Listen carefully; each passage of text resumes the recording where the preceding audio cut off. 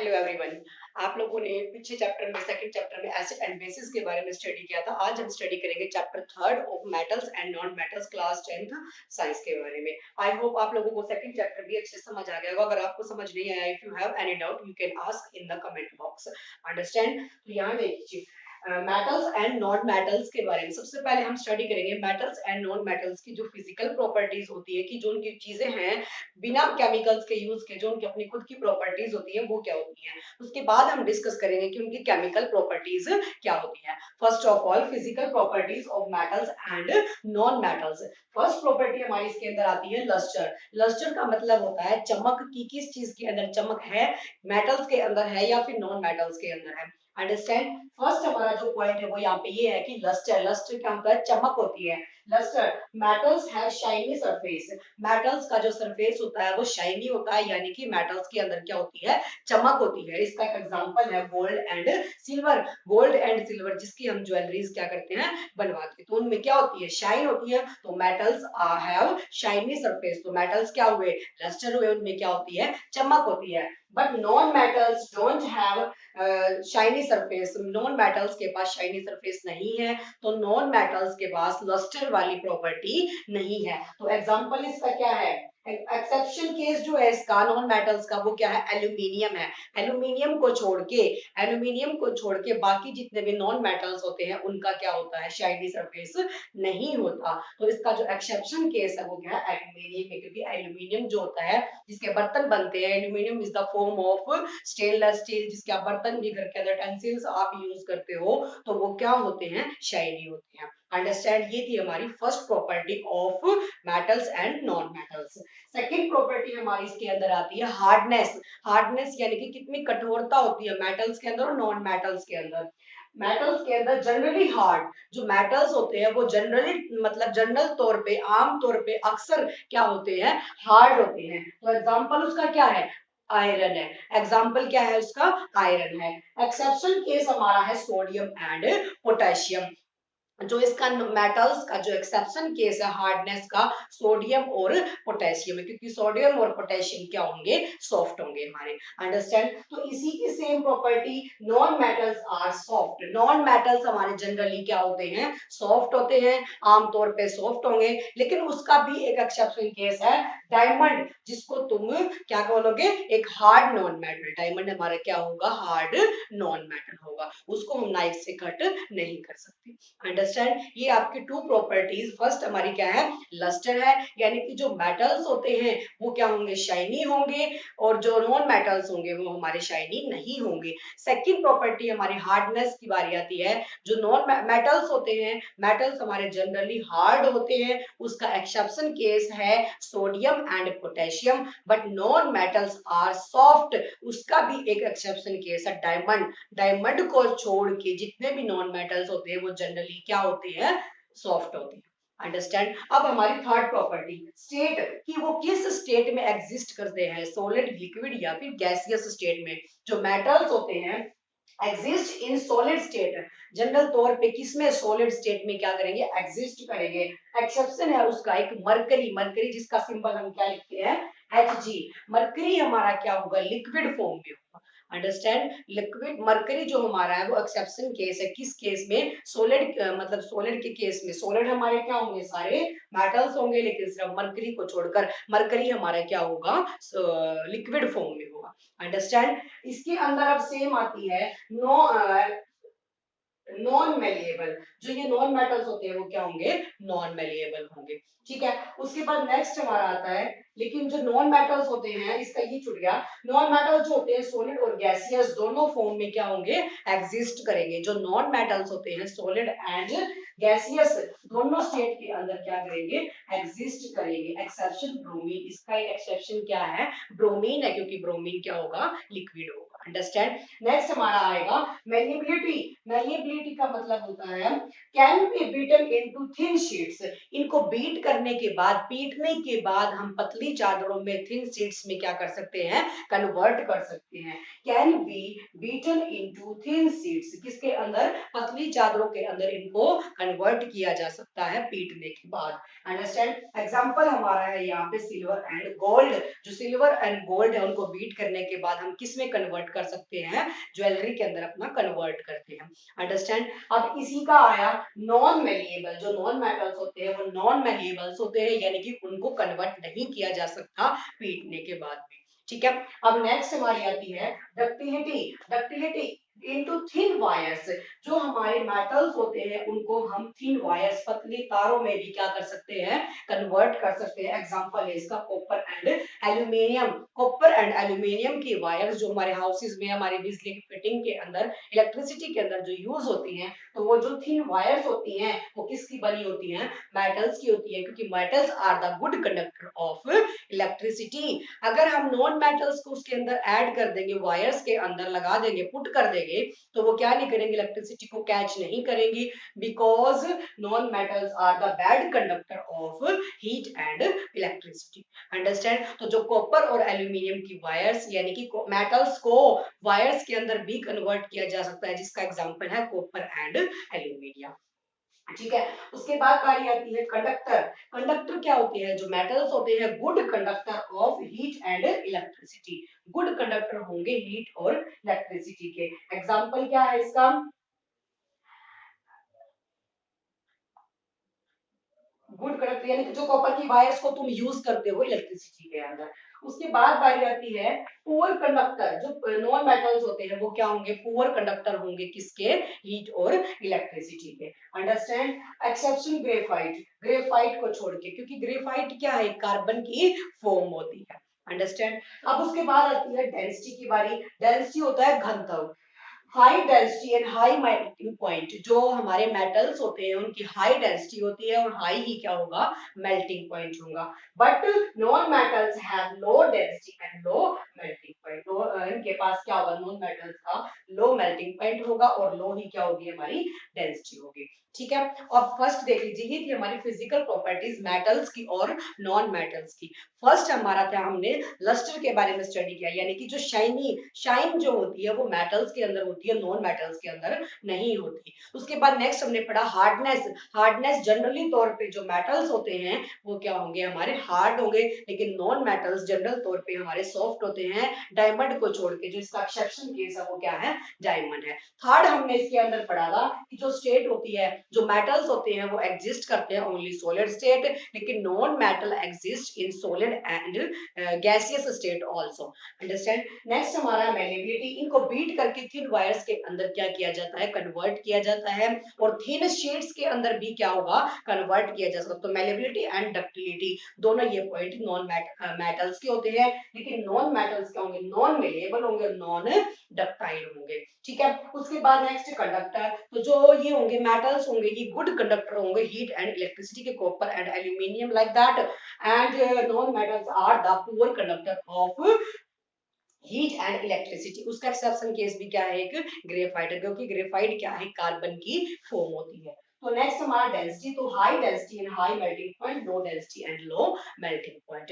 Understand. ये थी हमारी फिजिकल प्रॉपर्टीज, किसके बारे में, मेटल्स और नॉन मेटल्स के बारे में। अब हम स्टडी करेंगे chemical properties of metals and non metals.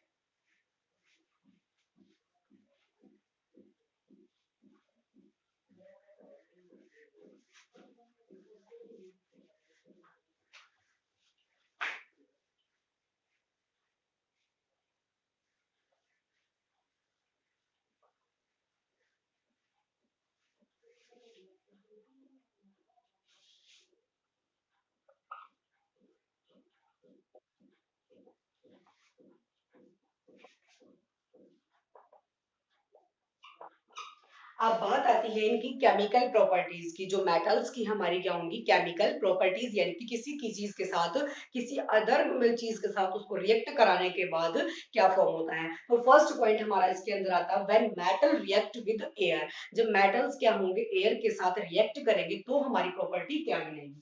तो फर्स्ट हमारा यहाँ आता है when metal react with air. Air का मतलब मैं यहाँ क्या लिख सकती हूँ, ऑक्सीजन।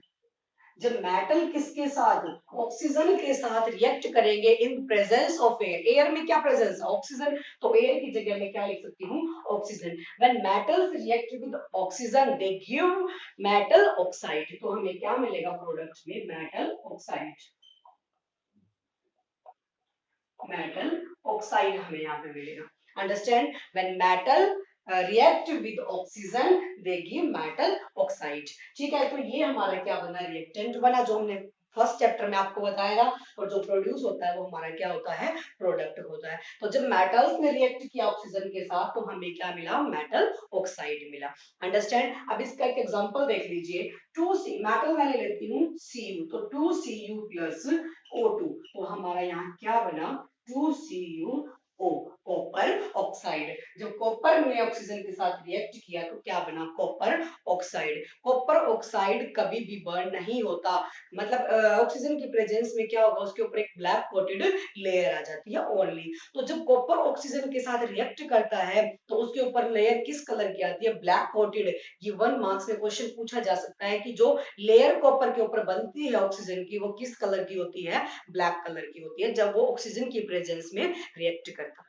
अंडरस्टैंड, अब नेक्स्ट हमारा इसके अंदर एक इंपॉर्टेंट पॉइंट ये आ जाता है कि जो डिफरेंट डिफरेंट मेटल्स होते हैं वो डिफरेंट डिफरेंट रिएक्शन करते हैं किसकी प्रेजेंस में, ऑक्सीजन की प्रेजेंस में। Different metals react with different reactivities in the presence of oxygen. तो ये पॉइंट यहाँ लिख लो कि different metal react,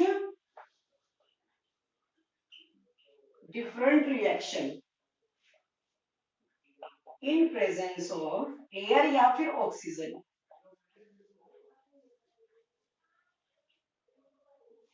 in presence of air भी लिख सकते हो या फिर ऑक्सीजन भी लिख सकते हो। ठीक है, अब जो डिफरेंट डिफरेंट मेटल्स हो गए हमारे, जैसे लाइक दैट सोडियम हो गया, पोटेशियम हो गया, अब वो डिपेंड करता है कि किसकी रिएक्टिविटी मैक्सिमम है, किसकी रिएक्टिविटी मॉडरेट है, या फिर किसकी रिएक्टिविटी लीस्ट है। ठीक है, उसी के ऊपर डिपेंड करता है रिएक्शन भी उनका। जैसे सिल्वर और गोल्ड है वो कभी भी रिएक्ट नहीं करते, ना वाटर के साथ ना और ऑक्सीजन के साथ। ठीक है, अब फर्स्ट हमारा इसके अंदर आता है, जो फर्स्ट पॉइंट है, sodium and potassium are so vigorously, यानी कि बड़ी तेजी से क्या करते हैं, रिएक्ट करते हैं। Sodium and potassium react so fastly या सो वाइब्रसली, तो यहाँ हम लिखेंगे फर्स्ट पॉइंट हमारा, sodium and potassium react so vigorously, so vigorously, बड़ी जल्दी से क्या करते हैं, रिएक्ट करते हैं। They catch fire if they kept in open place, अगर आप इसको सोडियम और पोटेशियम को ओपन प्लेस में रखते हैं तो वो क्या कर लेते हैं, फायर को कैच कर लेते हैं। तो ये लाइन भी यहां से मेंशन कर लीजिए, they catch fire, they catch fire if they kept in open place,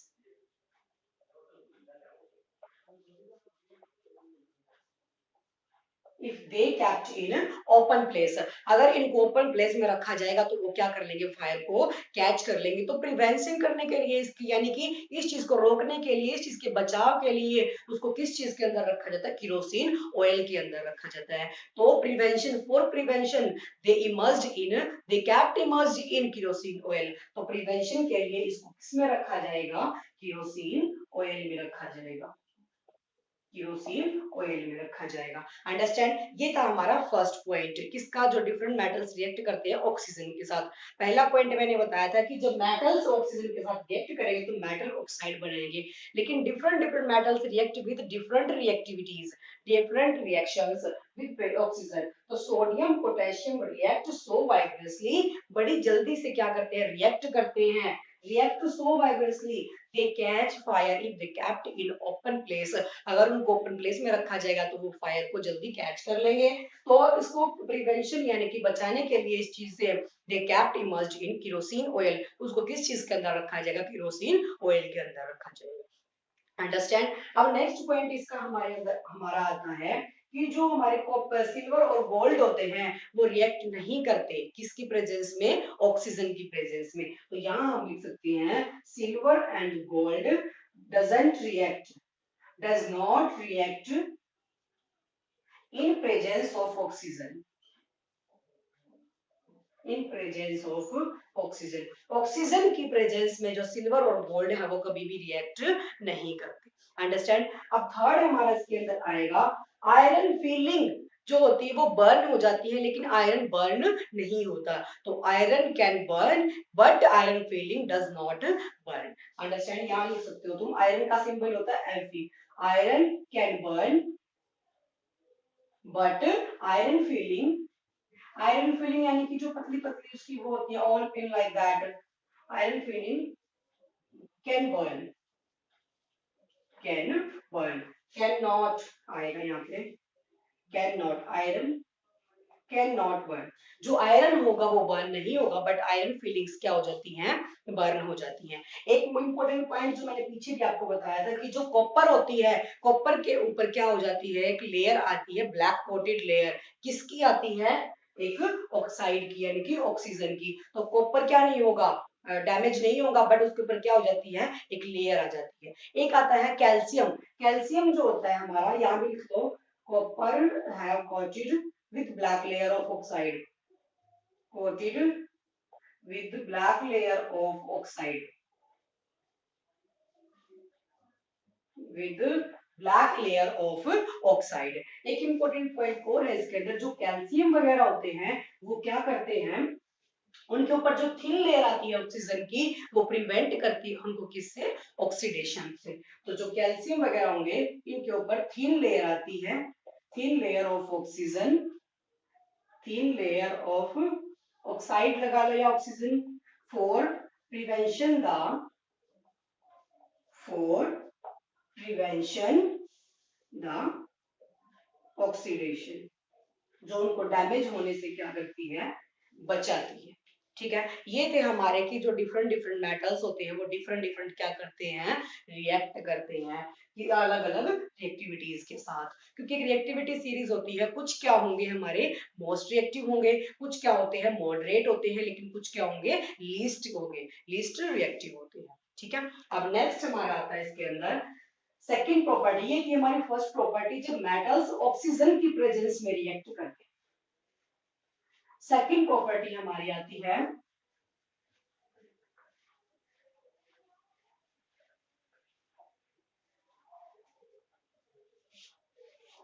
second property, when metal react with water, metal react with water, जब मेटल्स क्या करते हैं, वाटर के साथ रिएक्ट करते हैं तो हमें क्या मिलेगा, जब मेटल्स किसके साथ रिएक्ट करते हैं, वाटर के साथ रिएक्ट करते हैं तो हमें क्या मिलेगा, हमें मिल सकता है metal oxide, sorry metal hydroxide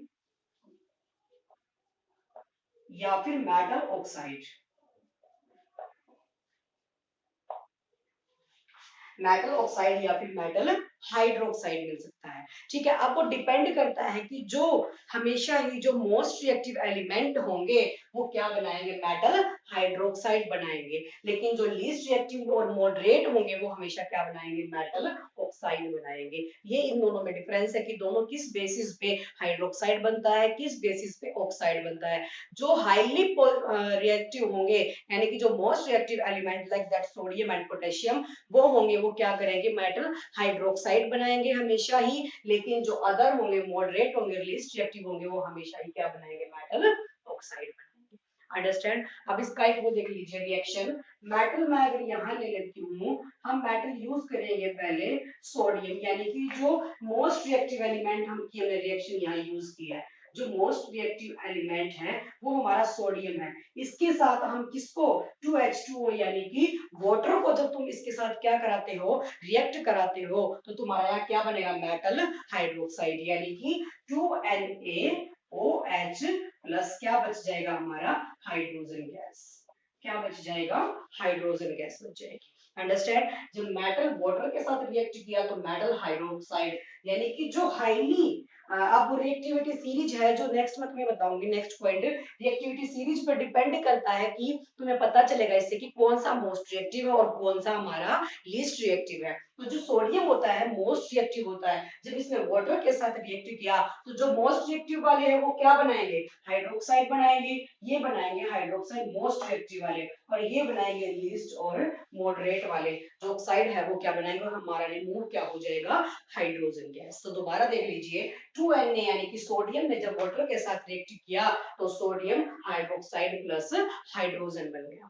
understand. अब डिपेंड, अब एक और आता है, ये तो हमने कर लिया जो मोस्ट रिएक्टिव होते हैं उनके साथ। अब नेक्स्ट हमारा आता है किसके साथ, जो क्या होंगे हमारे लीस्ट रिएक्टिव होंगे।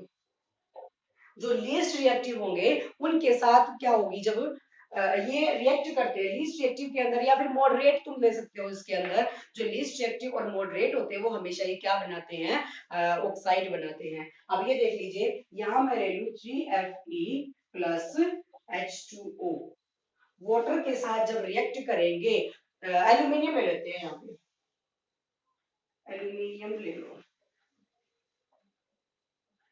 एल्यूमिनियम जब वाटर के साथ रिएक्ट करेगा तो क्या बनाएगा, एल्यूमिनियम जब वाटर के साथ रिएक्ट करेगा क्या बनाएगा, 2H2O। तो हाइड्रोजन गैस तो यहाँ बच जाएगी। उसके बाद ये देख लिया करो, हाइड्रोजन गैस निकलने के बाद हमारा बचा क्या है उसमें, तो हाइड्रोजन गैस यानी कि H2 तो यहाँ बच गया, तो बचा क्या हमारा Al2O3। क्या बचा हमारा Al2O3, Al2O3, aluminium oxide plus hydrogen, aluminium oxide plus hydrogen, ये बच गया हमारा इसके साथ। यानी कि जब मोस्ट रिएक्टिव के साथ उसने क्या किया है, रिएक्ट किया है, दे गिव हाइड्रोक्साइड यानी कि मेटल हाइड्रोक्साइड। लेकिन जब इसके साथ लीस्ट और मॉडरेट के साथ किया है, they give metal oxide plus hydrogen. Understand. अब नेक्स्ट हमारा इसके अंदर आता है कि जो वाटर है वो भी क्या करता है, डिफरेंट डिफरेंट रिएक्टिविटीज देता है, डिफरेंट डिफरेंट फॉर्म के साथ मेटल्स रिएक्ट करते हैं।